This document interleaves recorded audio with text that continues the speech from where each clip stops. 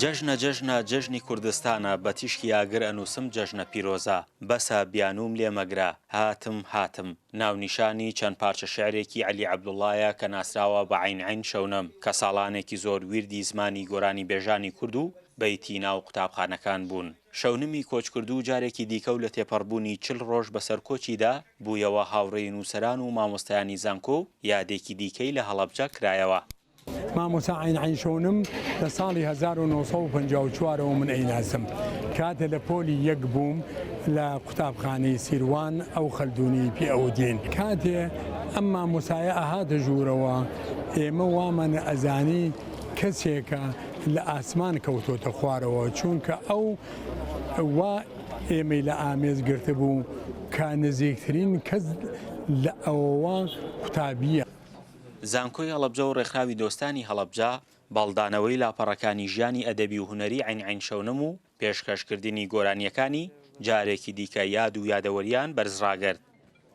دانانی پەیکەری کەسایەتی و کەڵا شاعیر و نووسەر و زمانەوان و شانۆکار و ئەتوانین بڵین کە هێندە داهێنانەکانی زۆرن ناژمێرن لە ئێستاە ئێمە بە هیوان بتوانین ڕێز لەسەر جەم ئەو شاعیر و داهێنەرانە بگرین کە ڕۆڵیانە بۆ لە ڕۆشنکردەوەی ژیانی تاکەکانی کووردا بەگشتی و لە هەڵەبجەدا بە تایبەتی خۆتان نزانن هەڵەبجە شاری لانکەی داهێنانە لانکەی ئەدیبان و ڕۆشنبیرانە. لە بەردەم زانکۆی هەڵەبجەشدا پەیکەری عین شەونم لەلایەن کۆمەڵگای پەروەردەیی ماگرێتەوە پەردەی لەسەر لادرا. لە کۆمەڵگای پەروەردەیی مارگرێت یەکێکە لەو کۆمەڵگا پەروەردەیانەی کە لە شاری سلێمانیا دامەزراوە دیارە تەنها ئەرکی ئەوە نییە کە بڵێن تەنها نەوەیەکی با بڵێن ڕۆشنبیر یاخود پەروەردەیی بکات نەبیری لەوە کردوێتەوە لە بواری چاپەمەنیا لە بواری هونەرە کار بکات یەکێک لەو بوارانی کە لە هونەرە هەڵی بژاردۆ دروستکردنی پەیکەرە دیارە پەیکەر بۆ ئەو کەسایەتیانەی کە توانیانە خزمەتێک بە شار و وڵات و نیشتیمانەکەمان بکەن.